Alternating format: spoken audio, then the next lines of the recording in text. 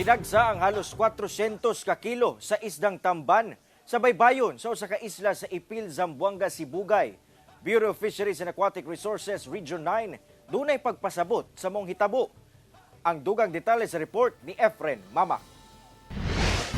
Oh my God! Ang daming isda! Nag-iyahay sa pagpamunit ang mga nagaligo sa Buluan Island sa Ipil, Zamboanga, Sibugay sa mga isdang tamban nga midagsa sa baybayon sa maong isla. Na-shock ko nga murag naon sa ni murag na-shock murag nakulbaan.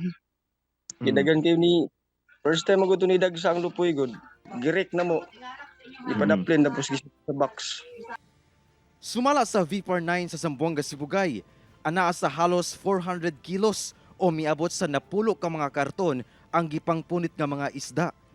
Gani tungod sa kadaghan, gipanghatag na lang kini ngadto sa mga residente. Dugang sa ahensya, dunay pipila ka hinungdan sa pagdagsa sa mga isdang tamban sa baybayon. Usa niini aron dili kini makaon sa mga dagkong isda. Ikaduha, dunay pagbago sa surface water temperature tungod sa climate change. Ug ikatulo, indikasyon sab nga nanaghan ang susamang isda sa kadagatan.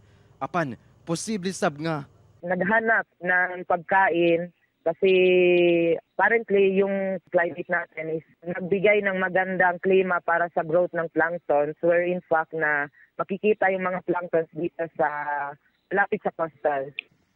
Gipasabot sab sa VPAR 9 nga ang maong pagdagsa o fish stranding walay kalabutan sa mamahimong dagan sa panahon sa probinsya sa mosunod nga mga adlaw. Wala ni siya in connection sa mga signos or bad omen kay there's no scientifically proven na kanang ang atong isda kung masadsad na ay mga may tabo. There's none. Ako si Efren Mamak para sa One Mindanao.